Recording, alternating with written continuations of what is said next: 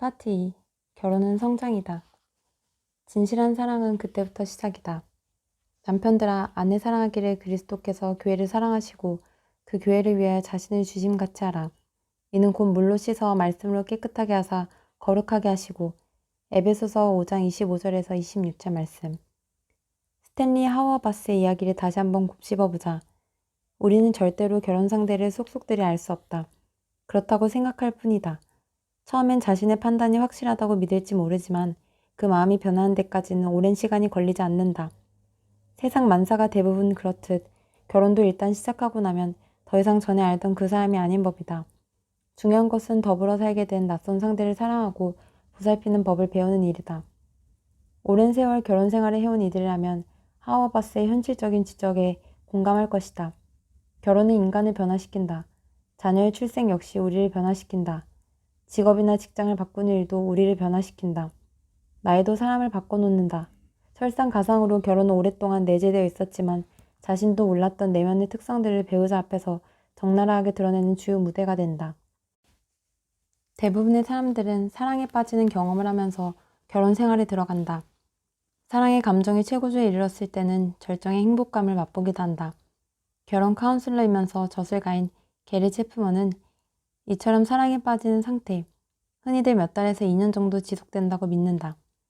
이 상태에는 마음을 주고 있는 상대가 여러 가지 중요한 기준들에 완벽하게 들어맞는다는 환상을 품게 된다고 한다. 체프먼은 제니라는 내담자를 소개하며 다음과 같이 말한다. 젠과 가까웠던 친구의 눈에는 젠이 약혼한 남자가 가진 단점들이 보였다.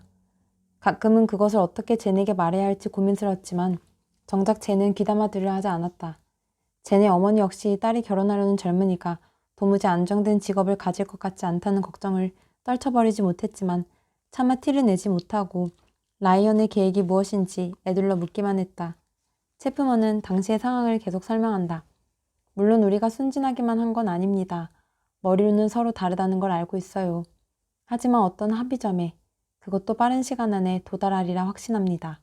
우리는 종종 상대의 됨됨이 가운데 아름답고 매력적인 구석들에 끌립니다. 우리의 사랑은 단연코 인간이 경험하는 일들 가운데 가장 놀라운 것입니다. 이미 결혼해서 사는 부부들 가운데 얼마는 그런 감정을 잃어버리고 살기도 하지만 그 일이 자신들에게는 절대 일어나지 않을 거라고 믿어버리죠. 그들이 그렇게 된 것은 진정으로 사랑하지 않았기 때문일 것이라고 합리화하면서 말입니다. 상대방의 결점이 밝게 보이기 시작하는 순간 콩깍지는 떨어져 나간다. 대단치 않게 여겼던 사소한 단점들이 점점 크게 다가오면서 결국 상대방을 제대로 몰랐던 것이 아닌가 하는 의구심까지 들게 된다. 이쯤 되면 파트너가 너무 낯설어 보이기까지 하며 상대방을 이해하고 사랑하는 문제가 새로운 과제로 부각된다. 이런 일이 벌어지면 저마다 다른 방식으로 대응한다. 결혼의 목적이 소울메이트, 이 편을 바꾸려 들지 않을 뿐만 아니라 삶의 목표를 성취하도록 자발적으로 도와줄 소울메이트를 얻는 데 있었다면 커다란 혼란이 생길 것이다. 부부관계가 제대로 돌아가려면 엄청난 시간 투자가 필요한데 배우자 역시 이 편을 몹시 낯설어하고 있으며 치명적인 결점들을 보기 시작했다는 것을 깨닫게 되면 아프고 괴로운 마음은 더욱 가중된다. 10중 8구는 대뜸 딱 들어맞는 짝을 고르지 못하고 엉뚱한 선택을 했다고 자책하는 반응부터 보인다. 하지만 새로운 푸준필을 향해 가는 여정의 영적인 동반자로서 우정을 나누는 것을 목표로 삼고 결혼 생활을 시작했다면 어땠을까? 죄와 흠을 벗어버리고 하나님이 빚어가고 계시는 새 사람이 되도록 서로 돕는 부부의 삶을 기대했다면 어땠을까? 그랬다면 실제로 낯선 상황이 벌어진다 하더라도 소매를 걷어붙이고 문제 해결에 본격적으로 뛰어들 것이다. 그러기 위해서는 어떤 연장들을 챙겨야 할까? 어떻게 하면 나그네 길을 함께하며 영적인 우정을 나누도록 서로 도울 수 있을까? 어떻게 하면 서로 깊이 사랑하며 아무 소득도 없이 냉랭한 침묵으로 끝날 다툼을 되풀이하지 않고 승승장구 발전하는 부부관계를 꾸려갈 수 있을까? 근원적인 해결책을 찾으려면 하나님의 은혜에서 비롯된 능력을 기반으로 사랑 안에서 진리를 말해야 한다. 오직 사랑 안에서 참된 것을 하여 범사에 그에게까지 잘할지라. 그는 머리니 곧 그리스도라. 에베소서 4장 15절 말씀. 상투적인 이야기처럼 들릴지 모르겠지만 적어도 뼈아픈 실패를 겪기 전까지는 그럴 것이다. 하나님이 세우신 제도인 결혼에는 마땅히 받아 써야 할 몇 가지 힘이 내장되어 있다. 진리의 힘, 사랑의 힘, 은혜의 힘이 그것이다. 이것들을 사용하면 배우자가 삶 속에서 그리스도의 성품을 드러낼 뿐만 아니라 서로 사랑하며 힘을 모아 한 길을 가도록 도울 수 있다. 이런 힘들은 특히 결혼한 상대가 남이나 다름없다는 느낌이 드는 시기에 가장 탁월하게 작동된다. 최악의 상황을 마주하게 하는 진실의 힘. 세렝 키르케고르의 저서에는 현대인을 가장 무도회에 참석한 손님에 빗댄 대목이 있다. 너나 없이 가면을 벗어 던져야 하는 자정이 다가오고 있다는 것을 모르는가. 당시에는 축제의 첫 부분에서는 모두가 가면을 쓰고 잔치에 참여하는 관습이 있었다. 참석한 손님들은 더불어 춤추고 먹고 이야기를 나누지만 모두들 서로가 누구인지는 알 수 없다. 하지만 자정이 되면 일제히 가면을 벗고 정체를 드러내야 했다. 화려한 마스크가 벗겨지고 조금도 꾸미지 않은, 그래서 누구나 또렷이 볼 수 있는 실체가 드러나는 시간이 닥친다는 점에서 신데렐라 이야기와도 맥이 닿아 있다. 언뜻 마지막 심판날이 떠오르기도 한다. 다른 한편으로는 결혼의 모습과도 무척 닮았다. 부부 사이에는 무엇 하나 숨길 수 없는 것이 없다. 같이 살아가다 보면 매사가 낱낱이 드러나 결국에는 가면과 화려한 장식이 없는, 있는 그대로의 자기 본색을 드러낼 수밖에 없다. 어째서 그런가? 결혼은 그 어떤 관계보다 두 인간을 긴밀하게 한다. 물론 부모와 자식의 관계도 많은 것을 공유하고 대단히 가깝기는 하다. 그러나 양자 간에 분명한 힘의 격차가 존재한다. 부모와 자식이 선 토대가 달라서 아빠 엄마는 자식의 평가를 무시하고 아들 딸들은 부모의 비판을 외면하기 쉽다. 게다가 아이들이란 웬만큼 자라면 떠나가기 마련이다.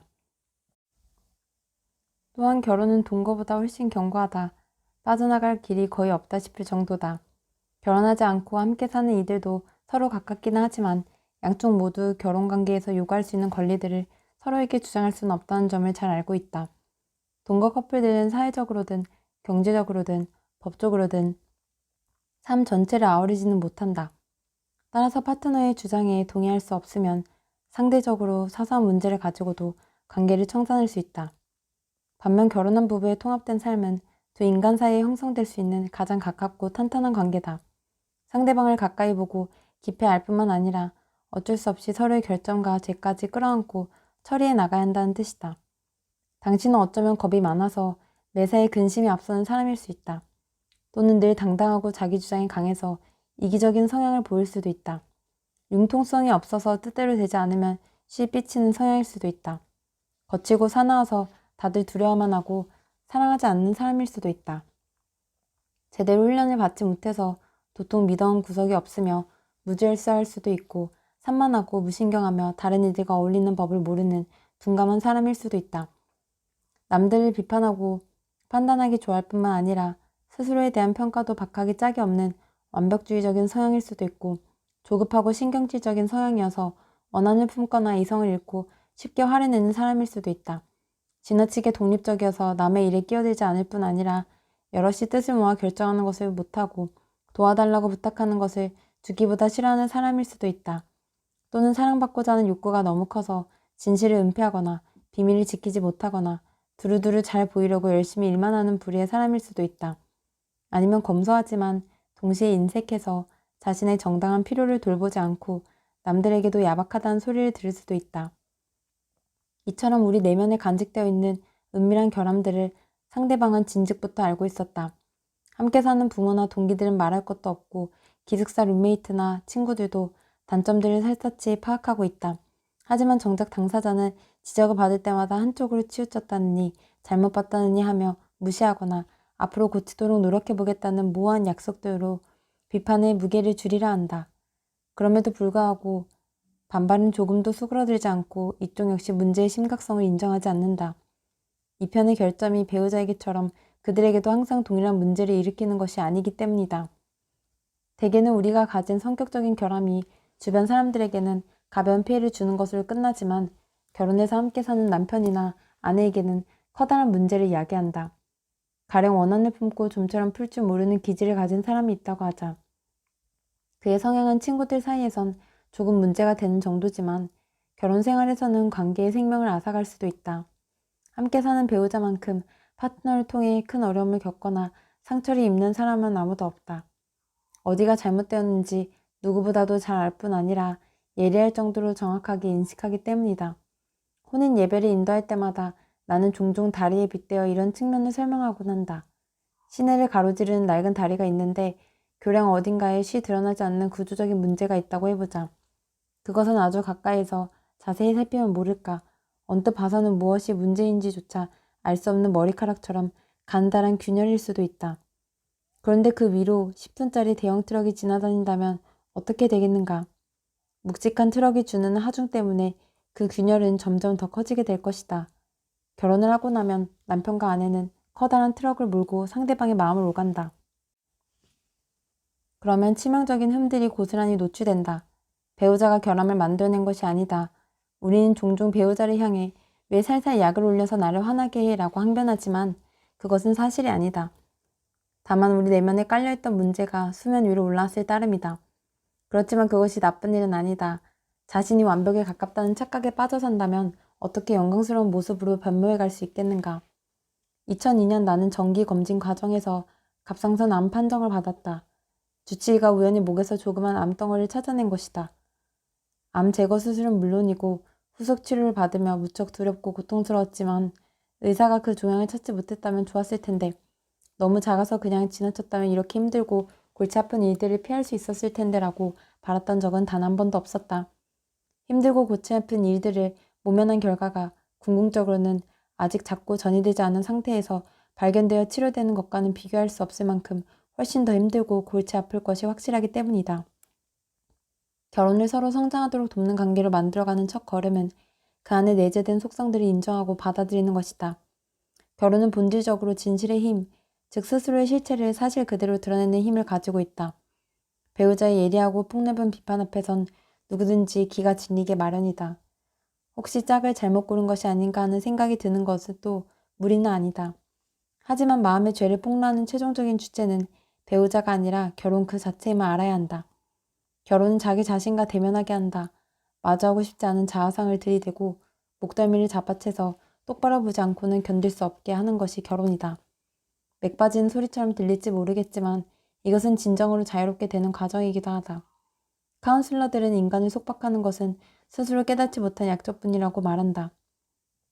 자신이 기질적으로 가진 특성을 부정하면 바로 그 특성의 지배를 받게 된다는 뜻이다. 결혼은 부부의 실상을 철저하고 끄집어내고 샅샅이 조명해준다. 결혼이 가진 이러한 힘에 저항하지 말라. 배우자에게 이 편의 잘못된 구석을 짚어낼 권리를 주라. 바울은 어떻게 예수님이 인류의 얼룩과 티를 씻고 깨끗하게 하셨는지 설명한다. 배우자에게 그렇게 할 권한을 부여한다. 부여하라. 살아오는 동안 로백에는 친구가 거의 없었다. 어린 시절부터 남의 입장에 대해 생각해 볼 줄 몰랐기 때문이다. 타인과 공감하는 능력이 거의 또는 전혀 없어서 자신의 말이나 행동에 다른 이들이 부정적으로 반응을 보이면 도리어 롭 자신이 화들짝 놀라곤 했다. 롭이 초등학교 4학년 때쯤 상담교사는 그의 부모를 불러 비록 경증이긴 하지만 롭이 남들이 어떻게 느끼는지 상상하거나 공감할 줄 모르는 탓에 타인의 감정을 무시하는 반사회적 인격장애로 자라날 가능성이 있다고 주의를 주었다. 이런 성격적인 결함은 수많은 문제를 일으켰지만 정작 본인은 그 실상을 눈꼽만큼도 눈치채지 못했다. 사정을 아는 이들은 아무도 롭과 친구가 되려 하지 않았다. 첫 직장에 들어가서도 마찬가지였다. 롭이 연거푸 실수를 저지르자 상사는 물론이고 지시를 받아 움직이는 일꾼들까지도 분통을 터뜨렸다. 직장에서 쫓겨나는 것은 시간 문제였다. 그러다 롭은 제시카를 만나게 되었는데 그들은 두 번째 데이트에서 서로에게 푹 빠졌다. 제시카는 롭이 탁월한 이야기꾼이라고 생각했고 실제로도 그랬다. 롭 쪽에도 제시카가 웬만해선 상처를 입지 않는 적극적인 여성이라는 점이 마음에 들었다. 롭의 유머 감각은 몇 차례씩이나 상처와 모욕의 경계선을 넘나들었다. 평생 고치지 못한 결함이었지만 제시카는 그동안 롭이 겪었던 이들과는 달리 야무지게 호통을 쳐서 정신을 차리게 만들었다. 롭은 그것이 정말 좋았다. 드디어 수줍은 새색시와는 다른 불의 아가씨를 만났구나 싶었다. 둘은 식을 올리고 부부가 되었다. 하지만 한 달, 두 달 시간이 흐르면서 롭의 무신경한 우스개와 폭력적인 언사는 점점 그 정도가 심해졌다. 사랑을 시작할 무렵에는 다들 더없이 점잖게 행동하지만 편안한 사이가 되고 서로에게 차츰 익숙해지면 더 이상 자신을 제어하지 않게 되고 본색을 드러낸다. 롭의 경우도 다르지 않았다. 결혼한 지 얼마 되지 않아 롭의 성격적인 문제가 밑바닥까지 다 드러났고 제시카도 그 면면을 속속들이 보게 되었다. 롭이 다른 사람들과의 관계에서 어떻게 처신하고 다니는지도 알게 되었다. 사람들이 자신처럼 유들유들 여유있게 롭의 말을 받아줄 리가 만무했다. 제시카는 남편을 평생 따라다니는 관계 문제가 어떤 성격인지 파악하고는 깊은 환멸을 느꼈다. 결혼한 지 채 1년도 안 되었는데 벌써 남편과 헤어져 싱글로 돌아갈 꿈을 꾸었다. 남편도 마침내 아내가 더 이상 행복하지 않다는 것을 눈치챘다. 부부는 출석하는 교회 목회자에게 상담을 요청했다. 긴 여정의 시작을 알리는 신호였다. 여러 주에 걸친 목회 상담 끝에 첫 번째 돌파구가 열렸다. 어느 날 밤 롯과 제시카는 한 자리에 마주 앉았다. 두 사람은 하나님이 왜 둘을 함께하게 하셨는지 그 목적을 비로소 알 것 같았다. 거친 사내에 맞서 조금도 밀리지 않고 또박또박 따질 힘을 갖춘 여인이 또 있을까? 그런 행동은 상처가 돼. 당신이 하는 말이 남들을 어떻게 만드는지 똑똑히 알 때까지는 그 느낌을 정확하게 이야기해 줄게. 침묵하지도 물러서지도 않겠지만 되갚아 주지도 않을 거야. 예수님이 그러셨던 것처럼 사랑으로 용납할 거야. 롭은 이렇게 자신을 사랑해주는 사람을 만나본 적이 없었다. 100이면 100, 포기하고 피해버리거나 무작정 공격을 퍼붓는 것이 고작이었다. 그런데 자신이 내뱉는 말이 다른 사람들에게 얼마나 큰 상처를 주는지 차분하지만 솔직하게 설명해주는 이가 나타난 것이다. 변화를 끌어낼 가장 큰 요인은 툭하면 상처를 입히는 삐뚤어진 성품을 지적하는 이가 바로 자신이 세상에서 가장 사랑하는 아내라는 사실이었다. 제시카가 고상하고 따뜻하게 남편을 사랑할수록 그 역시 아내가 상처받는 것을 보고 싶어 하지 않게 되었다. 천천히 그러나 확실하게 롭은 귀를 기울이고 배우고 변해갔다. 제시카는 자신도 철저하게 달라질 필요가 있음을 깨달았다. 지독할이 많지 독립적이어서 누구한테도 기대기가 어려웠어요. 마음에 들지 않으면 그냥 차버리고 말았으니까요. 그러니 남편하고 같이 있는 것이 얼마나 짜증스러웠겠어요. 롭의 문제가 심각하다는 것을 파악했을 즈음에도 제시카는 늘 그랬던 것처럼 달아나고 싶었지만 결혼 서약이 마음에 걸려서 도저히 그럴 수가 없었다. 상처를 주는 상대에게서 도망치지 않은 것은 그때가 처음이었다. 결혼한 지 3년쯤 지나자 롭은 그 부모도 몰라볼 만큼 변해 있었다. 아버지 어머니조차도 아들이 그처럼 사려 깊고 공감할 줄 아는 인간으로 거듭나려고는 생각조차 못했다. 제시카의 양친도 마찬가지였다. 약점을 부드럽고 너그럽게 받아주는 딸의 모습은 낯설기까지 했다. 예전 같으면 어림도 없는 일이었다. 모두가 결혼에 담긴 진실의 힘이 이뤄낸 성과였다. 곁에 있는 배우자가 나보다 나은 사람이다. 이처럼 결혼이 가져다주는 진실의 힘은 분명 귀한 선물이지만 받기가 쉽지 않은 선물이기도 하다.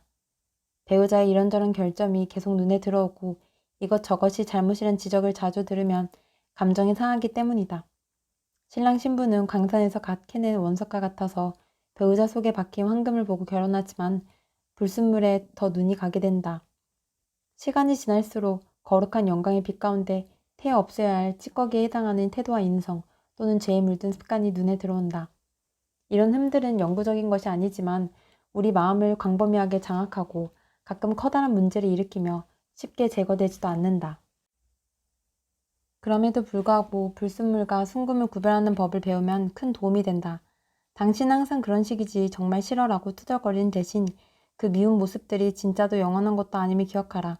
로마서 7장 14절 25절에서 바울은 이런 현상의 역학관계를 적나라하게 파헤치고 있다. 내가 원하는 것은 행하지 아니하고 도리어 미워하는 것을 행함이라. 이를 행하는 자는 내가 아니오 내 속에 거하는 죄니라. 이것은 자신의 행동에 책임이 없다는 의미가 아니라 미워하는 행동들이 하나님의 법을 즐거워하는 속사함으로부터 비롯된 것이 아님을 알고 있다는 뜻이다. 그리스도인 부부들에게는 반드시 이와 같은 분별이 있어야 한다. 이런 짓을 할 때마다 밉기는 하지만 그것은 그 사람의 진짜 모습도 아니고 영원하지도 않아 라고 말하는 것은 부부관계에 적잖은 힘을 준다. 한 걸음 더 나아가 서로 뜻을 모아 무엇이 찌꺼기이고 무엇이 순금인지 가려내도록 용기를 북돋아준다. 찌꺼기를 지켜보면서 느끼는 실망감을 경감시킬 뜻은 없다. 개중에는 배우자의 단점들이 드러나자마자 결혼 생활을 청산하는 이들도 있을 것이다. 덜어내 행복해지고자 하는 기대를 줄이거나 완전히 걷어버리고 상황에 맞게 적응하는 법을 배우기도 한다. 오랜 세월 불행의 원인을 제공한 배우자를 탓하면서 시간을 허비하는 부부도 적지 않다. 이러한 접근 방법에는 한 가지 공통점이 있다. 상대방을 바라보며 좀 더 나은 배우자감을 찾아야 할까봐 라고 중얼거리는 것이다. 하지만 이미 결혼해서 함께 사는 남편과 아내의 완성된 미래상을 떠올리면 더 나은 배우자감의 실체를 명확히 그려낼 수 있을 것이다. 그것이야말로 이 책이 제시하는 기독교적인 결혼의 모델이라고 할 수 있다. 지금 곁에 있는 남편 또는 아내가 보다 나은 그 사람이라는 뜻이다. 완벽한 배우자를 소망하는 마음을 주신 분은 분명 하나님이지만 이미 결혼한 짝에게서 그 실제를 구해야 한다. 현재의 파트너를 버리고 굳이 다른 이들 가운데서 똑같이 뿌리 깊고 은밀한 흠을 가진 상대를 탐색할 까닭이 없다. 어떤 이들은 설렘과 실망, 거부, 다른 대상을 향한 관심의 사이클을 되풀이해가며 결혼과 이혼을 반복하기도 한다. 여기서 벗어나 안정을 찾는 유일한 길은 상대방이 가지고 있는 영광스러운 모습을 제대로 보는 것이다. 결혼의 토대가 되는 우정이 견고한지 아닌지를 어떻게 알 수 있습니까? 라는 질문을 자주 받는다. 우리 부부의 대답은 늘 똑같다. 서로의 문제점이 눈에 들어올 때 도망치고 싶은 마음이 드는가? 아니면 힘을 모아 해결하려는 소망을 가지게 되는가? 후자에 가깝다면 결혼을 지킬 안정장치가 되어 있는 셈이다. 파트너가 가진 단점들에 집착하는가? 아니면 내면에 감춰진 아름다운 요소들을 감지하고 그것이 점점 더 확장되길 원하는가? 후자라면 과감하게 앞으로 나가라. 결혼이 가진 진실의 힘이 모든 두려움에서 당신을 지켜줄 것이다. 성질을 내도 경건하게. 진실의 힘에서 사랑의 힘으로 넘어가기 전에 주저하지 말고 진실을 말하라고 다시 한번 권면하고 싶다.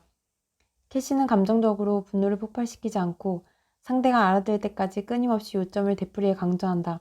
아내는 그걸 경건한 잔소리라고 부른다. 뉴욕시로 이사해서 리디머 장로교회를 시작할 무렵 우리 부부는 교회를 세우는 일에 엄청난 에너지가 필요하다는 사실을 절감하고 있었다. 특히 한번 일을 시작하면 물불을 가리지 않고 파고드는 성향의 나로서는 더 말할 것도 없었다. 교회를 개척한 다른 목회자들을 보면서 적어도 3년은 딴 생각 말고 온 힘을 쏟아부어야 한다는 것을 배웠다. 그것은 건강과 가족관계를 위험에 빠뜨리지 않는 선에서 더는 못하겠다 싶을 때까지 전력을 다해 일해야 한다는 뜻이었다. 난 아내에게 그렇듯 3년을 지내도 괜찮겠느냐고 물었다. 그 뒤엔 상황이 달라질 것이라는 약속도 덧붙였다. 3년을 채운 다음엔 일을 확실하게 줄일게요. 오케이? 오케이. 캐시가 대꾸했다. 하지만 3년이라는 시간은 쏜살같이 지나갔다. 아내는 약속한 대로 일하는 시간을 줄일 것을 요구했다. 2달만 더 시간을 줘요. 나는 캐시에게 부탁했다. 이러저러한 일들은 조금 더 신경을 써줘야 해요. 딱 2달만 더 있으면 돼요. 같은 레퍼토리가 몇 번이나 되풀이됐다. 아무 보람도 없이 몇 달이 몇 번씩 흘러갔다. 그날도 여느 때처럼 일을 마치고 집으로 돌아왔다. 바깥일이 유난히 잘 풀린 날이었다. 재킷을 막 벗으려는데 아파트 발코니 쪽에서 와장창 깨지는 소리가 났다. 채 몇 초가 지나기도 전에 다시 한번 무언가 깨지는 소리가 들렸다. 나는 발코니로 달려갔다가 기겁을 했다. 아내가 망치를 들고 있었고 혼수로 사온 사기 그릇들이 곁에 쌓여 있었다. 바닥엔 잠 받침 2개의 파편들이 낭자했다. 여보, 지금 뭐하고 있는 거요? 캐시는 고개를 돌리며 말했다. 아무리 말해도 듣지를 않잖아요. 지금처럼 계속 일만 하면 집안이 콩가루가 될 판이란 걸 알기나 해요. 나로서는 당신을 정신 차리게 만들 방도가 없어요. 사태가 얼마나 심각한지 신경도 안 쓰죠. 이게 바로 당신이 하고 있는 짓이라고요. 말을 마치기도 전에 망치를 집어들더니 3번째 잔 받침을 내려쳤다. 접시가 부서지며 사기 조각이 사방으로 튀었다. 나는 떨면서 주저앉았다. 딱이라도 한 대 얻어맞은 기분이었다. 알았어요, 알았어. 다 드릴게요. 아내는 분명히 잔뜩 긴장되어 있었고 눈으로 레이저를 쏘고 있었지만 이야기를 하면서도 결코 분노하거나 이성을 잃지는 않았다. 차분하지만 단호하게 말을 이어갔다. 내용은 몇 달째 이어졌던 똑같은 주문이었다. 나는 내가 얼마나 착각 속에 빠져 있었는지 퍼뜩 깨달았다. 일을 줄일 수 있는 가까운 시점이란 것은 아예 없었다. 나는 내가 성취한 일들에 줄곧 중독되어 있었다. 결단을 해야 했다. 아내는 처음으로 자신의 말을 듣고 있는 나를 물끄러미 바라보았고 우린 서로를 안아주었다. 한참 뒤에 아내에게 물어보았다. 처음 집에 들어왔을 때 당신이 너무 화가 나서 제정신이 아닌 줄 알았어요. 어떻게 그렇게 금방 감정을 다스릴 수 있었죠? 아내가 씩 웃으며 대답했다. 그런 적 없어요. 잔 받침 3개가 으스러진 거 봤죠? 캐시는 말을 이었다. 컵은 없었잖아요. 짝이 되는 잔들은 몇 년 전에 깨져서 내다 버리고 받침만 남았던 거예요. 멀쩡한 접시에 손을 대기 전에 당신이 말려줘서 얼마나 기뻤는지 몰라요. 서로에게 상대방을 책임질 권리를 주라. 오직 오늘이라 일컫는 동안에 매일 피차 권면하여 너희 중에 누구든지 죄의 유혹으로 완고하게 되지 않도록 하라. 히브리서 3장 13절 말씀. 마음을 새롭게 하는 사랑의 힘. 우리는 저마다 자신에 대한 이미지와 가치평가를 지닌 채 결혼 생활을 시작하게 된다. 그것은 굉장히 다양한 이들이 오랜 세월에 걸쳐 우리에게 전해준 갖가지 정보가 축적된 일종의 표지인 셈이다. 부모, 형제자매, 남자친구와 여자친구, 교사와 코치들은 당신에 대해 좋다, 나쁘다, 가치가 있다, 없다, 유망하다, 가망 없다 따위의 판단을 내려왔다. 우리는 그것을 걸러 듣기도 하고 덜어니 잊으려고도 하지만 쉬운 일은 아니다. 긍정적인 평가는 비판과 비난에 비해 인간 심리에 들이우는 그늘이 옅고 지속성도 떨어진다. 반면 누군가의 말을 통해 받은 상처는 잘 지워지지 않는 흔적을 남긴다. 따라서 자아상은 여러 층으로 이뤄지며 상당 부분은 모순적이다. 그것은 일관된 흐름 없이 얼기설기 엮어있기에 일쑤다. 자아상이라는 것을 눈으로 볼 수 있다면 마치 프랑켄슈타인처럼 전혀 어울리지 않는 조각들을 이어붙인 괴물의 형상을 하고 있을 것이 분명하다. 하지만 무엇보다 치명적인 타격을 입히는 평가는 아마도 우리가 우리 자신에게 들려주는 혼잣말들이다. 많은 이들의 머릿속에서는 자신을 향해 바보 같고 멍청하고 실패자의 나고자라고 질책하는 독백들이 끊임없이 재생되고 있다. 그런데 우리 안에 지금까지 차곡차곡 쌓여있던 타인과 나 자신의 평가들을 단번에 뒤집어 엎을 존재가 삶에 들어온다. 사랑과 결혼을 통해서다. 결혼은 자기 평가를 완전히 갈아엎을 엄청난 권한을 상대방의 손에 쥐어주는 행위다. 우리는 배우자와의 관계를 통해 과거에 형성되었던 부정적 평가들을 깨끗이 청산하고 새로운 자아상을 획득할 수 있다. 그런데 우리 안에 지금까지 차곡차곡 쌓여있던 타인과 나 자신의 평가들을 단번에 뒤집어 엎을 존재가 삶에 들어온다. 사랑과 결혼을 통해서다. 결혼은 자기 평가를 완전히 갈아엎을 엄청난 권한을 상대방의 손에 쥐어주는 행위다.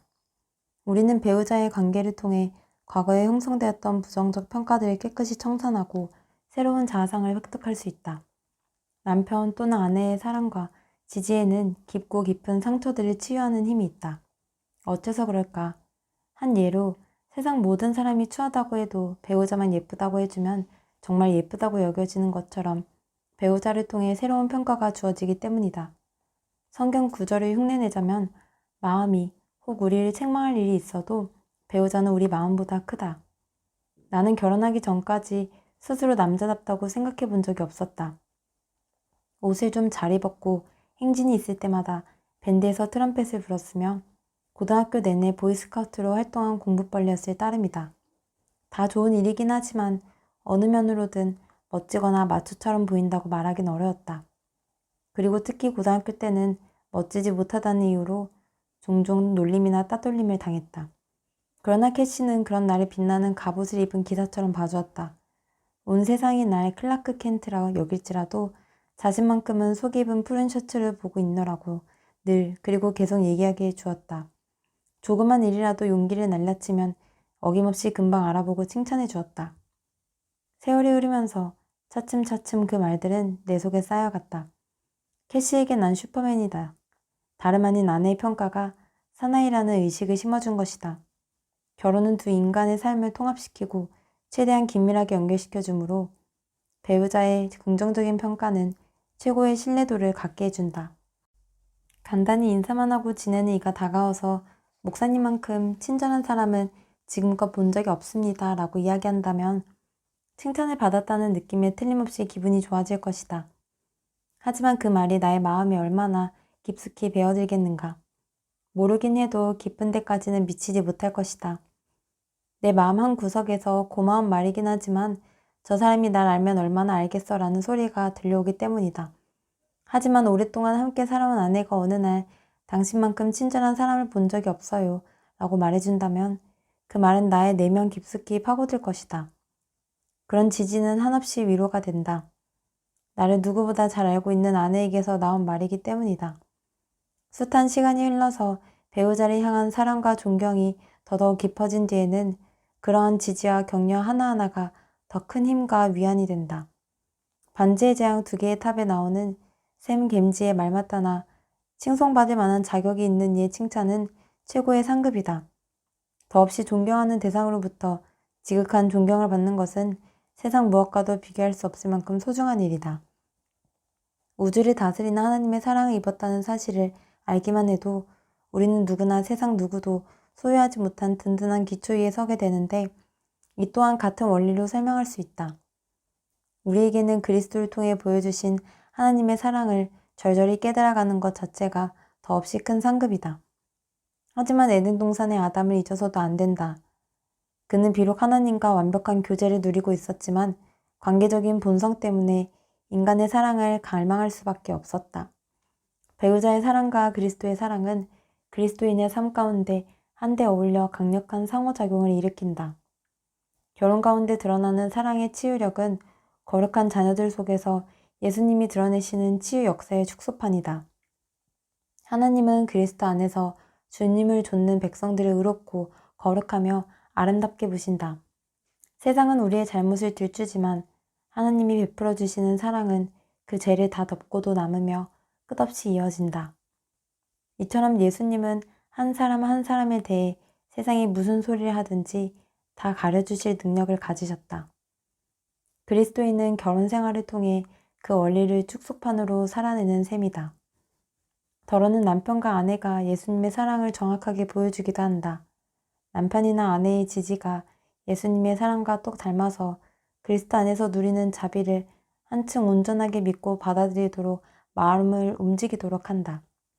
그러므로 결혼은 온갖 상처를 치유하고 저마다 지닌 남다른 아름다움과 가치를 확신하게 만드는 힘을 지녔다. 이는 세상의 어떤 인간관계도 따라올 수 없는 독특한 능력이다. 상대방이 원하는 방식으로. 우리는 삶을 치유하는 이 같은 사랑을 어떻게 배우자에게 줄 수 있을까? 이것은 대단히 중요한 주제이자 기술이다. 먼저 간단한 예화를 소개하고자 한다. 처갓집에서는 장인어른이 항상 규칙적으로 가사일을 돕는다. 장인어른은 오래전부터 아이를 돌보고 밥을 챙겨 먹이는 따위의 집안일을 열심히 거들어 오셨다. 반면 우리 집에서는 아버지가 한 번도 그런 일을 하시는 것을 보지 못했다. 아이 옷을 갈아입히거나 젖병을 물리는 일 따위는 생각도 할 수 없는 일이었다. 결혼하기 전에 캐시네에 가서 식구들과 둘러앉아 저녁을 먹은 적이 있었다. 근사한 식기에 담긴 맛난 음식을 다 비웠을 즈음 나는 다들 식사를 마친 것을 확인하고는 자리에서 일어나 어슬렁어슬렁 거실로 나왔다. 이에 장모님은 기겁을 하셨다. 그 집에서는 밥을 먹고 나면 모두가 정리를 돕는 것이 상식이었고 최소한 가까이에 놓인 접시나 컵 따위의 식기들을 걷어서 싱크대에 집어넣기라도 해야 했다. 손가락 하나 까딱하지 않는 내 꼴을 보고 예비 장모는 딸의 귀에 대고 내가 시중질 사람을 기다리다 봅냐며 혀를 쳤다. 하지만 우리 집은 달랐다. 손님은 고사하고 같은 식구가 설거지를 도우려 했다 해도 어머니는 모욕을 받은 것을 여겼을 것이다. 크고 작은 집안일들을 도맡아 섬기는 것은 주부의 고유한 직분이므로 아무도 침해해서는 안 될 일이었다. 성장 배경의 차이는 첫 아이가 태어나고 나서야 비로소 선명하게 그 모습을 드러냈다. 어느 날 아기를 안고 소파에 앉아 있는데 아이에게서 수상쩍은 냄새가 났다. 나는 부엌에서 무언가를 하고 있는 아내에게 소리를 질렀다. 여보, 기저귀를 갈아줘야겠어요. 캐시가 대꾸했다. 그래요? 어떻게 해야 하는지 알죠? 뭐라고요? 문제를 본 사람이 해결해야지요. 아내는 깔깔대며 웃었다. 점점 부하가 솟았다. 당장 콕 집어 말하긴 어렵지만 뭐랄까. 존중받지 못한다는 느낌이 들었다. 똥기저귀를 가는 것은 남편의 몫이 아니었다. 불편한 기색을 보이자 이번엔 캐시의 심사가 틀어졌다. 대단한 일도 아니고 그냥 기저귀 한번 갈아주라는 걸 가지고 뭘 그래요. 당신은 한가하고 난 바쁘잖아요. 그날은 매듭을 풀지 못했다. 어디가 꼬였는지 제대로 몰랐기 때문이다.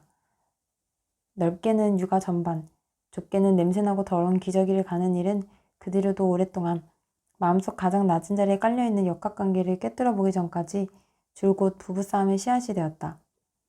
장모님이 고작 40줄에 중풍을 맞는 바람에 장인어른은 온갖 집안일들을 떠맡게 되었다.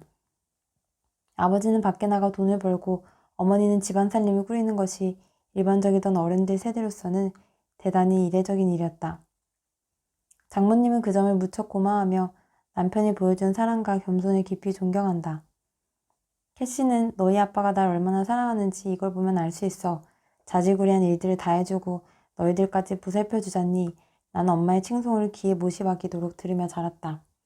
하지만 우리 집의 경우 아버지는 집안일을 하는데 손을 보태달라는 부탁을 받아본 적이 없었다. 더러워진 기저귀 속을 들여다본 적이 있긴 할지 의심스러울 정도다. 대신 밖에서 밤늦게까지 일하고 녹초가 돼서 들어오기 일쑤였다. 어머니는 식구들을 굶기지 않고 먹여 살리는 아버지의 노고에 깊이 감사했으며 가정의 행복에 그만큼 기여할 수 있는 길은 적어도 집안에 있는 동안은 남편이 손가락 하나 까딱하지 않고 지내게 해주는 것이라고 믿었다. 어머니는 말했다. 이것이 내가 아버지를 사랑하는 방식이야. 아버지가 얼마나 힘들게 일하시는지 알지? 한 번도 힘들다는 내색하지 않고 생활비를 가져오시잖니. 그러니까 집에 계실 때는 아무 일도 부탁하지 않는 거란다. 내가 다 알아서 하면 되거든. 두 가정의 차이점은 가사노동을 분담하는 데 그치지 않았다. 장인어른은 몹시 과묵한 편이어서 웬만해선 말로 표현하는 법이 없는 분이다. 하지만 값비싼 대가를 치러가면서 아내에게 필요한 일을 묵묵히 감당하며 사랑을 전했다. 장모님에게는 그것이 꽃이나 보석보다 훨씬 더 소중한 선물이었기에 진심으로 고마워하며 남편의 사랑을 절절히 느꼈다. 반면 밖에서 일하는 시간이 아주 길었던 나의 아버지는 어쩌면 혼자서 아이를 키우는 걸 힘들어하며 잔소리를 퍼붓는 아내를 만났을 수도 있을 것이다. 하지만 어머니는 그러지 않았다. 아버지는 그런 어머니를 더없이 고맙게 여겼으며 늘 큰 성을 다스리는 임금님이 된 것 같은 기분으로 사셨다. 우리는 저마다 존경하는 어른들이 사랑을 소통하는 방식을 보고 배우며 자랐다. 그리고 그 기억들은 어느 사이인가 우리의 의식의 일부를 차지하게 되었다. 누가 기저귀를 갈 것인가를 두고 벌인 갈등의 근원이 바로 거기에 있었다. 처음에는 몹시 당혹스러웠다. 정말 단순한 문제가 아니던가. 그까짓 걸 가지고 어째서 이토록 감정이 뜨겁게 달아오는 거지? 그리고 마침내 그 원인을 알아냈다. 아들아이의 기저귀를 갈아달라는 캐시의 부탁이 내 귀에는 마치 아내가 날 사랑하지 않으며 내가 열심히 일하는 것 같지도 않다는 이야기로 들렸던 것이다. 아내 또한 당신이 갈아주면 좋겠다는 나의 반응을 그런 잔심부름은 여자한테나 어울리는 하찮은 일이란 말로 해석하고 있었다. 간단히 말하자면 캐시의 무의식은 아빠가 엄마를 사랑했던 방식으로 당신이 날 사랑한다면 당연히 기저귀를 갈아주리라 믿어요 라고 말하고 있었다. 나는 나대로 이렇게 속으로 대꾸했던 셈이다. 어머니가 아버지를 사랑했던 방식으로 날 사랑한다면 그따위 부탁은 하지 않았을 거요.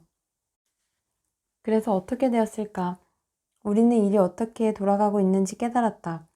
그리고 이번 경우에는 내 쪽에서 달라져야 했다. 일과 육아가 서로 충돌하는 패턴이 반복되는 것을 내버려두고 싶지 않았기 때문이다. 사랑해요 라는 말만으로는 부족하다.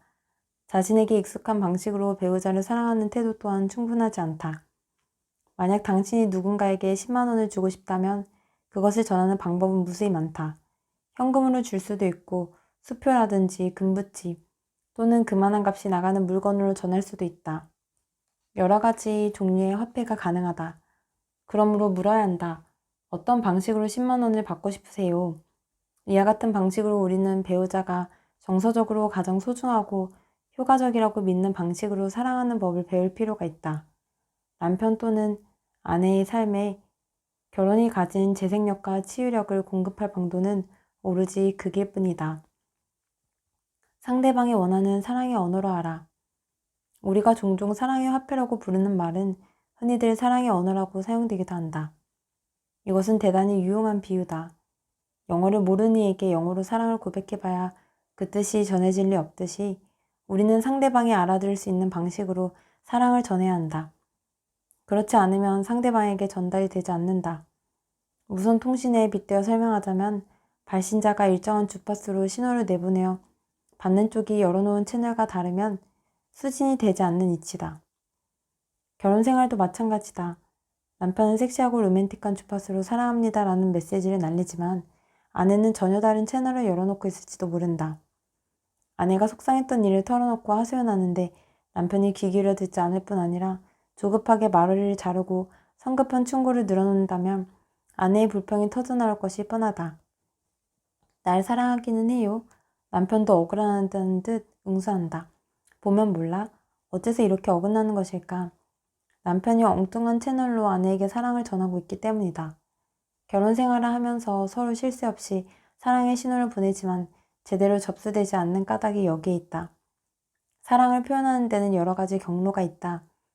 선물을 줄 수도 있고 뭉쳐껏 사랑해요 라고 외칠 수도 있고 칭찬은 해줄 수도 있고 로맨틱하고 따뜻한 애정을 몸으로 전할 수도 있고 상대방의 소원을 들어줄 수도 있고 시간을 내서 관심을 보일 수도 있다. 그 밖에도 이루 헤아릴 수 없을 만큼 다양한 방법들이 있다. 오래전부터 사상가들은 사랑의 실체를 파악하고 분별하려는 노력을 기울여왔다. 그리스도인들은 사랑이라는 말을 스토르게, 필리아, 에로스, 아가페로 구분해서 사용했다. 스토르게는 애정, 필리아는 우정, 에로스는 성애, 아가페는 섬김이다. 그 밖에도 사랑을 구분하는 방법에는 보다 다양한 범주들이 있다. 모든 사랑이 다 필요하고 어느 것 하나 무시할 수 없지만 제각기 정서적으로 더 소중하게 다가오는 형태가 있기 마련이다. 그것들은 특별히 귀하게 여기는 화폐이기도 하고 마음에 담긴 사랑의 메시지를 가장 효과적으로 전하는 언어이기도 하다. 어떤 유형의 사랑은 받을 때 더 짜릿하고 뿌듯한 느낌이 들기도 한다. 그 이유는 우리 삶에서 중요하다고 생각했던 이가 유난히 그런 사랑을 주는데 서툴렀던 탓인 경우도 있다. 반대로 삶에서 중요한 위치를 차지하는 이가 유달리 그런 사랑을 주는데 능숙했기 때문일 수도 있다. 정도의 차이는 있겠지만 누구에게나 더 마음에 드는 사랑의 유형이 있는 법이다. 사랑을 주고 싶다면 받는 쪽에서 어떤 형태를 선호하는지 알고 거기에 부합하는 방식을 택하는 것이 가장 현명하다. 배우자에게도 그래야 한다. 하나님이 우리에게 그렇게 하셨기 때문이다. 모세가 하나님의 영광을 보여달라고 청했을 때 그는 노라는 대답을 들었다. 하지만 요한은 하나님이 인간의 형상으로 이 세상에 오셨다고 선포한다. 말씀이 육신이 되어 우리 가운데 거하심에 우리가 그 영광을 보니 아버지의 독생자의 영광이요 은혜와 진리가 충만하더라. 그것은 놀라운 사건이다. 하나님은 우리가 소통할 수 있도록 인간의 모습을 통해 당신의 영광을 나타내셨다. 성육신이라는 누구라도 쉽게 잡을 수 있는 인간의 모습으로 찾아오신 것이다. 따라서 우리도 배우자가 공감할 만한 모습을 취해서 사랑에 덧입혀야 한다. 상대방이 필요한 방식으로 사랑을 전달해야 하는 것이다. 실제적인 원리 몇 가지를 짚어보자. 가장 먼저는 스스로 어떤 필터를 가지고 있는지 확인해야 한다. 우리는 누구나 특정한 사랑의 언어만 걸러서 듣는 필터가 있다. 예를 들어 남편은 부지런히 선물 공세를 펴는데 아내는 말로 사랑을 전해주길 바랄 수도 있다. 상대가 가장 소중하게 여기는 언어로 사랑을 말하지 않는 까닭에 날 사랑하긴 하나요? 라는 반응이 계속된다면 자신의 필터를 치워버리고 배우자가 원하는 사랑을 분별하도록 노력해보라. 신학자 스프라울의 그의 아내 베스타와 있었던 일을 소개하며 이 원리를 소상히 설명한다. 내가 생일 때 진짜 받고 싶은 선물은 주로 내 손으로 사지 않을 법한 것들이다. 그때는 새 골프채가 갖고 싶었다. 하지만 현실적인 성향의 아내는 내게 흰 셔츠가 필요하다는 것을 알고는 근사한 셔츠 6벌을 생일 선물로 주었다. 그때 나는 실망스러운 감정을 드러내지 않으려고 얼마나 안간힘을 썼는지 모른다. 하지만 베스타의 생일에 스프라울이 보인 처신도 별반 다를 것이 없었다. 아내가 정말 원했던 것은 신형 세탁기였지만 호화롭고 값비싼 선물을 주고 싶은 욕심에 그는 모피 코트를 사주고 들어갔다. 둘 다 사랑을 표현하기 위해 열심히 노력했지만 언어권이 다른 상대방으로서는 알아들을 수 없는 언어였다. 자신의 언어로만 대화를 시도하는 바람에 상대방을 만족시킬 수가 없었던 것이다. 지금 배우자와 겪고 있는 갈등이 혹시 언어 차이에서 오는 다툼은 아닌지 곰곰이 돌아보라. 그러면 자신의 고집을 꺾고 전략을 바꾸는 용기를 낼 수 있을 것이다. 우리 부부처럼 아이를 키우는 책임을 두고 티격태격하고 있는가? 남편은 내 어머니가 아버지를 사랑했던 방식대로 날 사랑한다면 기저귀 가는 일 따위를 부탁할 수는 없을 거야 라고 생각하고 아내는 아빠가 엄마를 사랑했던 것처럼 날 사랑한다면 말하지 않아도 알아서 해줬겠지 라고 중얼거리고 있을지도 모르겠다. 서로 손가락질하며 이기적이라고 비난하기 전에 남편 또는 아내는 사랑받고 있다는 것을 왜 인식하지 못하는지 먼저 짚어봐야 할 것이다. 배우자가 주로 쓰는 사랑의 언어를 배우고 자신 편에서가 아니라 상대방이 열어놓은 채널을 통해 사랑의 신호를 보내라. 적절치 않은 사랑의 언어는 의미를 거꾸로 전달할 수 있다는 것도 기억하라. 가령 상대방이 원하는 것을 제대로 파악하지 못하고 선물 상자를 들이밀었다간 당신은 돈으로 사랑을 대신할 수 있다고 생각해요 라는 소리를 듣게 될지도 모른다. 주요한 사랑의 언어들을 남용하지 말라. 상처를 주지 않도록 조심하라. 그릇 사용된 언어는 깊은 상처를 남긴다. 남들과 함께 있는 자리에서 존중받는 것을 대단히 중요하게 여기는 남편은 틀림없이 아내가 친구들 앞에서 자신을 우스갯소리의 소재로 삼는 상황을 견디지 못할 것이다. 반면 인정하고 지지해주는 말을 자주 듣고 싶어하는 아내에게 남편의 침묵은 재앙에 가깝다. 빠지는 사랑에서 베푸는 사랑으로. 로맨틱한 사랑의 감정은 오래가지 못하고 결국 두 사람 앞에 남는 것은 현실이라는 말을 종종 듣게 된다.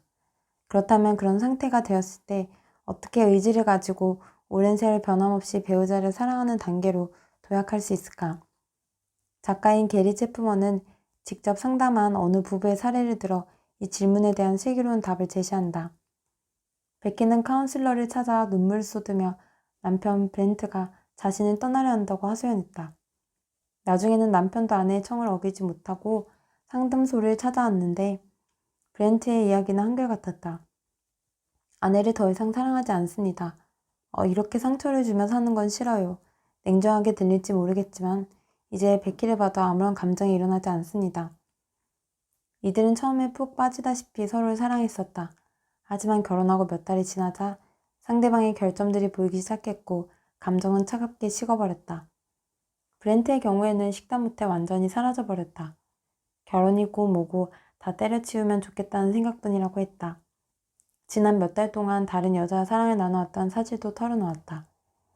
새롭게 사랑하게 된 그녀 없이 산다는 것은 상상조차 못할 일이어서 한시바삐 이혼하려 한다는 이야기였다. 카운슬러는 다른 시각으로 상황을 곱씹어보면 어떻겠느냐고 제안했다.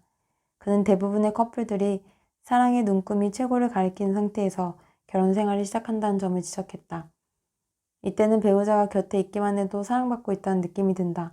하지만 언젠가는 바늘이 내려가게 되어 있으며 그때는 의지적인 선택이 필요해지는 시기라는 것이다. 카운슬러는 브렌트에게 말했다. 행복감이 가신 뒤에 배우자가 이 편에서 사용하는 중요한 사랑의 언어를 배워 구사하면 사랑받고자 하는 욕구는 계속 채워질 겁니다. 반면에 상대편의 언어를 사용하지 않으면 탱크는 서서히 말라붙고 사랑받고 있다는 느낌도 옅어져 가게 됩니다. 사랑의 욕구를 채우는 것은 철저하게 선택의 문제입니다. 배우자가 사용하는 사랑의 언어를 공부해서 자주 구사하면 감정적인 사랑의 탱크가 늘 가득 차 있게 되어 홀딱 빠지는 경험에 대한 강박이 무너져 내린다 하더라도 아쉬워하지 않을 겁니다. 하지만 상대방이 쓰는 사랑의 언어를 배우지 않거나 학습했어도 사용하지 않으면 감정의 눈금이 최고에서 내려오는 순간부터 자연스럽게 충족되지 못한 정서적 욕구에 대한 목마름으로 시달리게 됩니다. 텅 빈 사랑의 탱크를 부여잡고 몇 년을 지내다 보면 다른 누군가와 사랑에 빠질 가능성이 높습니다. 악순환이 다시 시작되는 거죠. 브렌트는 요지부동이었다. 새로 시작한 사랑이 베키와의 관계처럼 흘러갈 것이라는 이야기를 믿지 못했을 뿐 아니라 이번엔 영원토록 변함없는 진짜 베키 사랑이라고 자신했다. 그는 카운슬러에게 관심을 가져줘서 고맙다는 인사와 베키를 잘 부탁한다는 말을 남기고 방을 나갔다. 몇 주 뒤 브렌트는 느닷없이 카운슬러에게 전화를 걸어 면담을 요청했다. 방을 들어서는 낯빛부터가 심상치 않았다. 차분하고 자신감 넘치던 예전의 모습이 아니었다. 브렌트는 새로 사귀게 된 연인이 자신을 공격하는 것처럼 보인다고 했다. 예전에 베키가 지적했던 여러 가지 문제를 똑같이 들추며 비난하는데 아내보다 훨씬 거칠고 신경질적이라는 것이다. 관계는 이미 다 망가진 것처럼 보였다. 카운슬러는 사랑의 패러다임, 자신도 모르는 사이에 휩쓸리지만 결국 선택해야 할 시점과 마주하게 되는 것을 다시 한번 설명했다. 그것은 처음에는 기계적인 것처럼 보일지 모르겠지만 부부가 힘을 모으면 결국 풍요롭고 건강한 사랑을 받는 경험이 쌓여 삶이 윤택해진다고 거듭 강조했다. 브렌트는 변하기 시작했고 1년쯤 지났을 무렵에는 완전히 달라진 결혼 생활을 하게 되었다. 베키와 브렌트의 경우를 보면서 사랑의 언어만 잘 전달되면 부부 사이에 벌어지는 모든 문제를 해결할 수 있다는 식으로 생각해서는 안 된다. 인간의 마음은 이를 헤아리기 어려울 만큼 복잡하다. 마음속 깊이 자리 깊은 우상숭배 패턴, 의식적이고 무의식적인 분노, 하나님의 은혜와 상담에 기대어 뿌리 뽑아야 할 두려움 같은 요소들도 부부 사이에 문제를 일으킬 수 있다. 그렇기는 하지만 배우자를 알고 가장 적합한 방식으로 사랑하려는 의지적인 수고는 행복한 결혼 생활의 분명한 토대가 된다. 현대 문화가 사랑을 의식적인 행동이라기보다 주로 갑자기 몰아닥치는 감정으로 여기는 탓에 이처럼 기본적인 기술조차 종종 깡그리 무시되기 때문이다. 사랑은 반드시 표현해야 한다. 여러 가지 사랑의 언어들은 단순하여 나열하는 것만으로도 많은 도움을 받을 수 있다. 목록을 한번 훑어보는 것이 분별 과정의 출발점이 될 수 있기 때문이다. 갖가지 항목들을 살피며 매주 이러저러하게 해주면 결혼 생활이 크게 달라질 거야 같은 이야기만 해도 이미 변화 과정에 들어선 셈이다. 우선 애정의 범주에서부터 이야기를 시작하고 싶다. 우리는 눈맞춤, 가벼운 신체 접촉, 나란히 붙어있는 것, 손잡기 같은 사소한 행동으로도 사랑을 전할 수 있다. 성관계 전 단계에서만 이런 행동을 한다면 애정을 표현하는 방식으로서의 진정성을 잃어버리게 된다. 사랑은 서로에게 집중할 수 있는 상황을 만드는 창의성을 통해서도 표현된다. 산책, 모닥불 앞에 앉아서 걷기, 아름다운 경치를 감상하며 드라이브하기, 피크닉 같은 활동 등을 계획해보라. 더 나아가 이런 일들을 주선하는 것을 사랑을 드러내는 중요한 신호나 표현으로 삼으라. 자신의 겉모습을 잘 가꿔서 배우자에게 보여주는 것도 하나의 선물이 될 수 있다. 웃음과 재미도 다정한 분위기를 만드는데 단단히 한몫을 한다. 사랑은 반드시 말로써 표현되어야 한다. 물론 사랑하지 수준에 머물러서는 안 된다. 직접적이고 개인적이며 구체적이고 늘 새로운 방식으로 사랑의 메시지를 보내는 법을 익혀야 한다. 파트너의 장점과 은사를 분별해서 솔직한 인정과 칭찬, 감사를 전하라. 이런 사랑의 이면에는 거칠고 비난 섞인 말을 삼가는 마음가짐이 있다. 함께 축하할 만한 기념일에는 말만이 아니라 쪽지, 카드, 편지 또는 진심이 담긴 짧은 글로 사랑하는 마음을 전달하라. 마지막으로 사력 있고 개성적이며 유용하고 아름다운 선물로도 애정을 표현할 수 있다. 우정은 상처를 나눌 수 있게 한다. 이미 이야기했듯이 우정은 결혼의 핵심을 이루는 요소다. 우정의 모습을 지닌 사랑은 범위가 뚜렷해서 양질의 시간을 함께 보내면서 서서히 싹트고 자라난다. 두 사람 가운데 적어도 어느 한쪽이 좋아하는 일을 하면서 그 사이에 의사소통이 이루어진다는 뜻이다. 대부분의 사람들은 레크레이션이나 오락을 떠올릴 것이다. 그것도 틀린 이야기는 아니지만 정원을 가꾸거나 집안일을 같이 하는 것도 이에 해당한다고 할 수 있다. 무엇보다 삶 전체를 통틀어 배우자와 더불어 지내는 시간에 우선순위를 두고 있음을 보여주는 것이 중요하다. 배우자가 하는 일에 대한 관심과 자부심뿐만 아니라 전폭적인 지지와 충성심을 보여주는 것으로도 이런 사랑을 나타낼 수 있다. 부부가 모두 밖에 나가서 일을 하고 있다면 상대방의 직업 세계를 공부하고 가치를 인정해주는 법을 배워야 한다. 아내가 육아와 살림을 전담하는 전업주부인 경우 남편은 정서적으로 깊이 공감하며 가정을 안식처로 만드는 아내의 노력에 힘을 보태는 것이 필요하다. 아울러 정신세계를 나누는 방식으로도 사랑을 전할 수 있다. 함께 책을 읽고 생각이 어떻게 달라졌는지 이야기하고 주제를 정해 연구하는 것 등이다. 마지막으로 우정으로서의 사랑은 상대방의 말을 잘 듣고 서로에게 마음을 여는 자세를 통해서 표현되고 성장한다. 우정은 두려움과 상처, 약점을 안심하고 나눌 수 있는 피난처다. 우리는 상대방의 말을 듣을 때 집중해서 들어줘야 한다. 더러 귀 기울여 듣기는 하지만 마음을 열지 않거나 오픈은 잘 하는데 제대로 경청할 줄 모르는 이들이 있다. 서로 약속하고 헌신할 때 신뢰가 구축되는 법이다. 섬김은 가장 강력한 사랑의 신호이다. 섬김은 가장 실제적이고 시시한 일들에서 비롯된다. 아내가 육아와 살림을 대부분 또는 전폭적으로 책임지고 있는 상황이라면 남편은 힘닿는 데까지 돕는 것이 당연하다. 기분 좋게 기저귀를 갈고 부탁하지 않아도 알아서 청소기를 돌려주라. 섬김은 배우자를 깊이 존중한다는 의미이기도 하다. 파트너에게 언제 어디서든 서슴없이 지지하고 옹호하며 가족과 친구들 앞에서 신뢰하고 감사하는 뜻을 분명히 하겠다는 이야기다. 섬김은 상대방이 행복하고 성공적인 삶을 살 수 있도록 헌신적으로 뒷받침해준다. 배우자가 은사를 개발하고 계속해서 성장할 수 있도록 돕다 보면 섬김으로써의 사랑이 자연스럽게 드러날 것이다. 그러나 파트너에게 불편이나 상처를 주는 태도와 행동을 기꺼이 바꾸기로 결단하고 헌신하는 마음가짐이야말로 더할 나위 없이 큰 사랑의 표현이다. 섬김으로써의 사랑에는 행동을 교정할 뿐 아니라 구체적인 변화를 이끌어갈 진실된 힘이 있다. 하나님의 은혜 없이는 이러한 변화가 대단히 어려워서 불가능할 정도이지만 결혼 생활에서 이것은 가장 강력한 사랑의 신호이기도 하다. 사장에서 다루었듯이 그리스도인 부부에게는 영적으로 성장할 수 있게 서로를 섬기는 것보다 더 큰 사랑은 없다.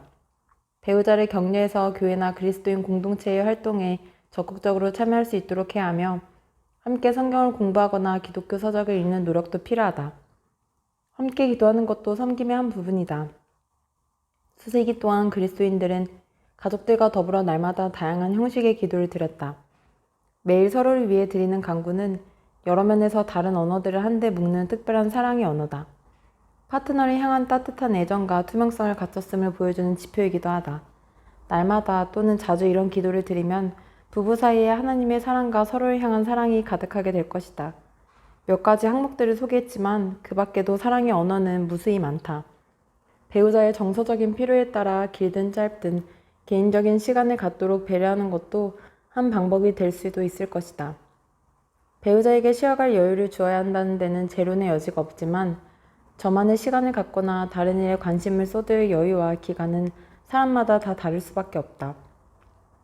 이런 일들은 배우자로 하여금 말로 꼭 집어 표현할 수 없었던 일들을 또렷이 구별하고 정리할 수 있게 해준다. 우리 앞에 놓인 숙제는 어렵지만 단순하다. 배우자의 사랑의 언어를 배우라. 남편과 아내가 머리를 맞대고 각자 또는 서로 어떤 말을 쓰고 있는지 연구하라. 다음에 몇 가지라도 상대방의 언어로 자주 사랑을 전할 실질적인 방법을 찾아내라. 그리고 실천하라. 한 주 한 주 의지를 가지고 구체적인 사랑을 주고받으라. 결혼 안에 진실의 힘과 사랑의 힘. 우리는 지금까지 결혼 안에 진실의 힘과 사랑의 힘이 내재되어 있음을 살펴보았다. 진실의 힘은 자신의 본 모습을 있는 그대로 보게 해주는 능력을 가리킨다.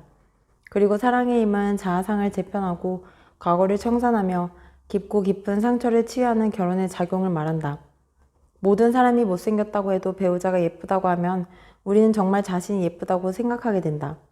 배우자의 말에는 그런 힘이 있다. 하지만 이 원칙은 반대로도 똑같이 적용된다.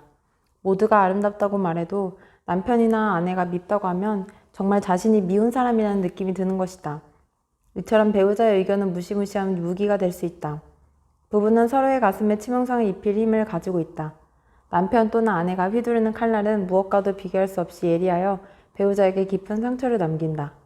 배우자의 확인과 평가, 축복은 그만큼 커다란 신뢰성과 능력을 갖기에 결혼과 함께 각자의 어그러진 모습들은 선명하게 드러날 수밖에 없다. 그런데 여기에 문제가 있다. 아내는 의사가 내 병을 알듯, 카운슬러가 내 분노와 두려움을 파헤치듯 내 죄를 낱낱이 알지는 못한다는 것이다.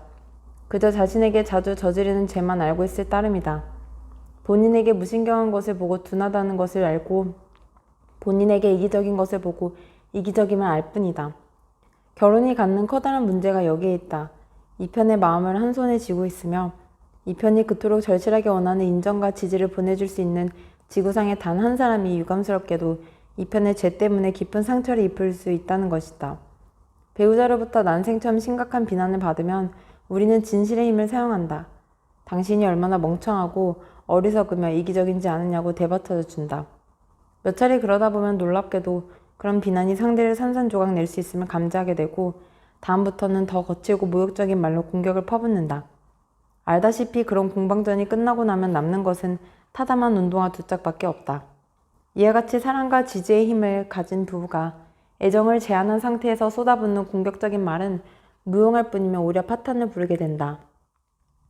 진실을 말하는 것이 대단히 파괴적이라는 것을 뼈저리게 실감하고 나면 이번에는 정반대의 실수를 저지를 가능성이 높다. 오로지 좋은 말만 하기로 작정할 수 있다는 뜻이다. 그래서 실망스러운 점이 있어도 이야기하기를 꺼린다. 아예 입을 닫아 버리는 것이다. 생각과 감정을 가리거나 감춘 채 진실의 힘은 억누르는 것이다.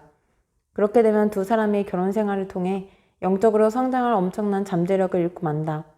배우자가 진실을 말하지 않는다는 것을 알게 되면 사랑 어린 지지를 받는다 하더라도 삶에 미치는 영향이 현저하게 줄어든다. 남편이나 아내가 늘 진실을 말한다는 확신이 서야만 참다운 변화가 일어나는 것이다. 요약하면 진실과 사랑은 늘 함께 붙어 다녀야 한다. 문제는 그것이 좀처럼 쉽지 않다는 것이다. 우리에게 필요한 것은 진실과 사랑을 한데 어울릴 수 있는 능력과 용기이다. 배우자의 지적을 받아도 거기서 사랑이 감지되기만 하면 마음 놓고 잘못을 인정할 수 있다. 그래야 스스로의 실상을 직면하고 성장할 수 있다. 하지만 그렇게 되지 않는 경우도 있다.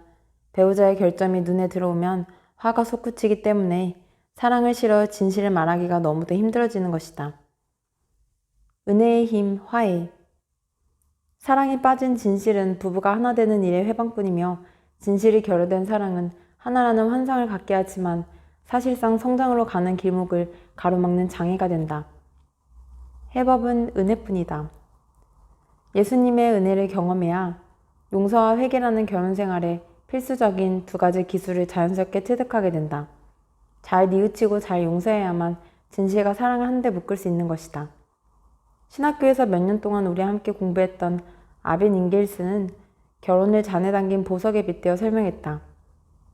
큼지막한 보석 두 개가 서로 건설적이고 창의적으로 어우러지기 위해 같은 공간 안에 있다 치자. 둘은 서로 부대끼면서 모난 부분을 매끄럽고 우아하게 다듬어간다. 하지만 잔 안에 보석과 함께 특별한 연마제를 넣지 않으면 부딪힐 때마다 튕겨나가거나 흠집이 나고 부서질 뿐 서로에게 좋은 영향을 미치지 못할 것이다. 보석을 넣은 잔에 연매제가 필요하듯 결혼 생활에는 하나님의 은혜가 필수적이다. 은혜의 힘이 작용하지 않으면 진실과 사랑이 아울러질 수 없다. 마가복음 11장 25절에서 예수님은 너희가 기도할 때 이웃과 서로 등진 일이 생각나거든 그를 용서하라고 말씀하셨다.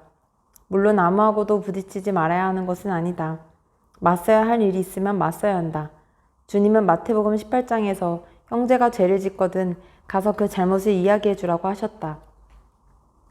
그렇다면 성경은 먼저 용서한 뒤에 가서 맞서라는 말을 하고 있는 것일까? 그렇다. 말씀이 그토록 놀라운 것은 보통 자신에게 잘못은 저지른 상대에게 받은 대로 대갚아 주는 것이 일반적인 반응이기 때문이다. 우리는 종종 기분이 상할 때 목소리를 높이며 사실상 안갚음을 하곤 한다. 나를 불쾌하게 했으니 똑같이 기분 나쁘게 해주겠다는 식이다. 하지만 이것은 지극히 나쁜 해결책이다. 상대도 이 편이 보복하고 있음을 알고 이성을 잃거나 더욱 화를 내거나 둘 다가 되기 때문이다. 그에게 진실을 말하고 있는 것 같지만 그 사람을 위해서가 아니라 자기 자신을 위해서다. 그리고 그 결과물은 비탄과 쓴맛, 정망뿐이다. 예수님은 우리에게 해결책을 주셨다. 우리가 하나님의 은혜로 사함받은 삶을 살고 있다면 먼저 못되게 구는 이들을 용서하고 그 후에 가서 맞서라고 가르치신다. 그렇게 하면 결과가 달라진다. 용서라는 연마제가 빠진 진실은 상처를 남길 따름이다. 그렇게 되면 상대방은 다시 보복하거나 숨어버릴 것이다. 결혼 생활에 이런 문제가 발생하면 사랑 없는 진실 모드에 빠져 끊이지 않는 싸움 속에서 허덕이게 된다. 또는 진실 없는 사랑에 치우쳐 이면에 감춰진 문제를 회피하며 쇼윈도 부부처럼 살게 된다. 배우자가 어떤 일을 했는지 가감없이 선명하게 진실을 제시하고 이어서 티끌만큼일지언정 우월감을 비친다든지 상대방을 위축시킬 만한 태도를 보이지 않고 전폭적이고 사심없이 자발적인 용서 의지를 전하는 기술은 원만한 부부관계를 이루는데 반드시 필요한 능력이다. 이것은 분노를 드러내지 말라는 뜻이 아니다. 화를 누르기만 하면 진실을 말하지 못할 가능성이 커진다는 의미다. 하지만 용서하겠다는 마음을 가지고 솔직하게 상대방의 잘못을 말한다면 그것이 소금이 되어 분노가 퍼져나가는 것을 막아줄 것이다. 진실과 사랑은 공존할 수 있다. 그리스도가 우리를 용서하셨듯이 배우자를 용서하겠다는 마음가짐이 바닥에 깔려있기 때문이다. 그렇다면 우리가 은혜의 능력을 맛보려면 어떻게 해야 하는가?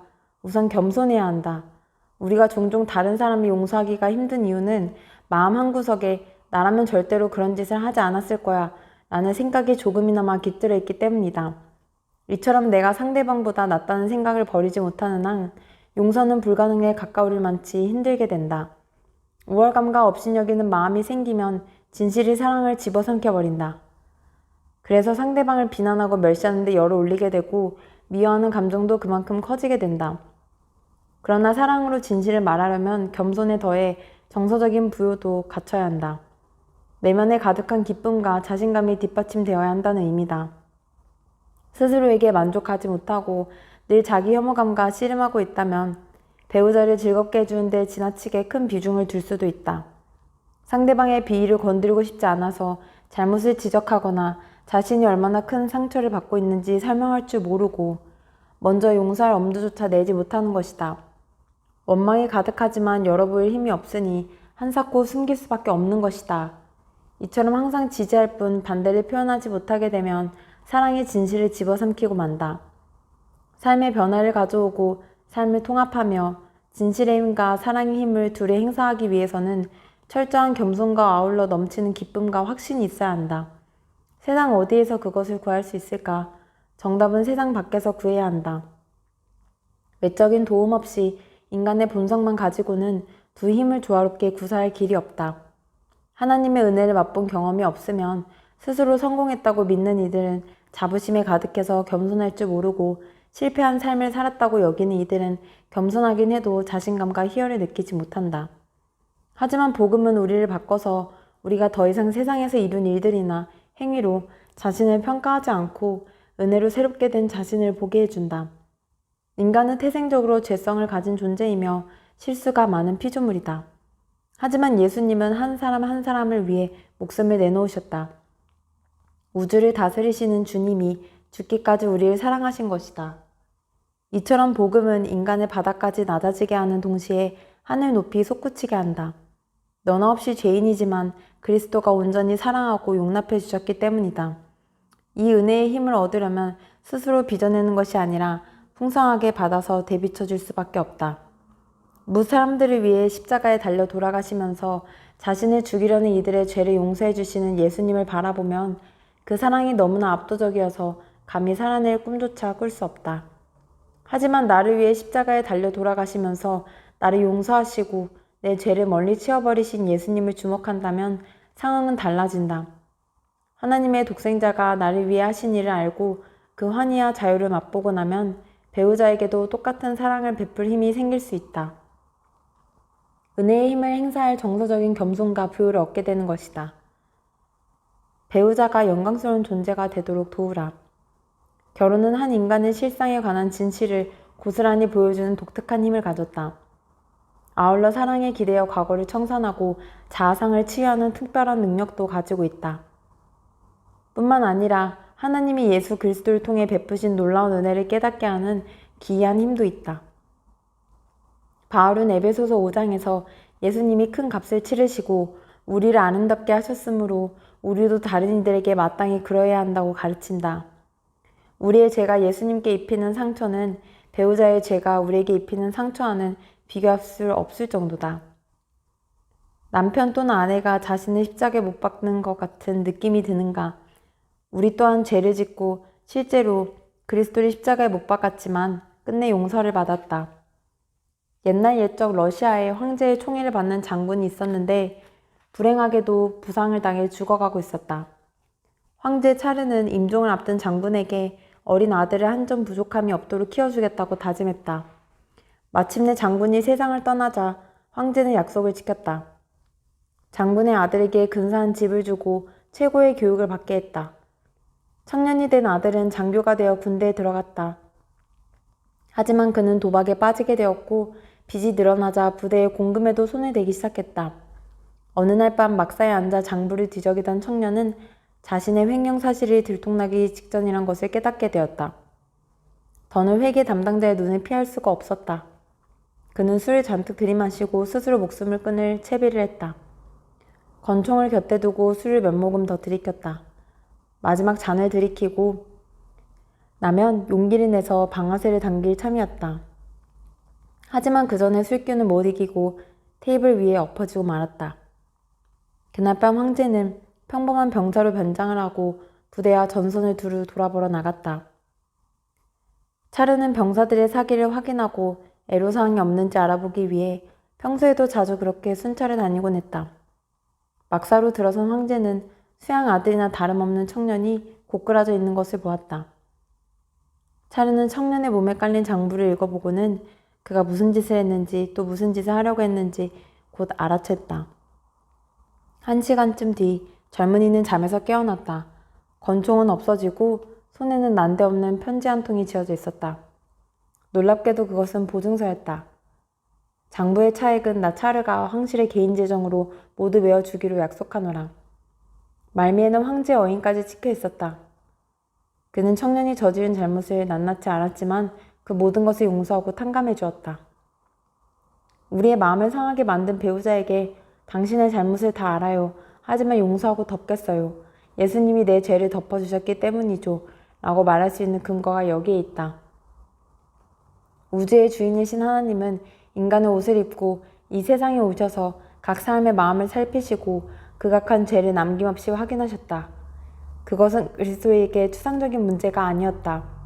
실제로 인간의 죄가 주님을 죽음으로 몰고 갔다. 십자가에 달리신 구세주는 무사람들을 굽어부셨다. 더러는 주님을 부인하고 더러는 배신했으며 너나 없이 그분을 외면하고 저버렸다. 하지만 주님은 인간의 죄를 알면서도 가르주셨다. 이보다 더 강력한 용서의 근거는 다시 없을 것이다. 온전히 값없이 처벌하려 들지 않고 마음으로부터 용서하는 능력보다 결혼 생활에 더 필요한 것이 또 있을까? 하나님의 은혜를 깊이 맛보는 체험, 스스로 용서받은 죄임임을 아는 자각을 하면 진실의 힘과 사랑의 힘을 함께 작용시킬 수 있을 것이다. 은혜를 의식하는 가운데 이런 힘을 행사한다는 것은 곧 배우자가 영광스러운 존재가 되도록 돕는 길이기도 하다. 캐시와 나는 결혼식 사진을 침실 벽에 붙여놓고 지낸다. 벌써 37년이나 된 사진이다. 그때는 머리숱도 많고 신체적으로도 훨씬 젊어 보인다. 우리끼리는 얼굴에서 광채가 난다고 표현하기도 한다. 결혼식 주례를 하면 근사하게 차려입고 단상 앞에 선 신랑 신부를 향해 초를 치고 싶을 때가 있다.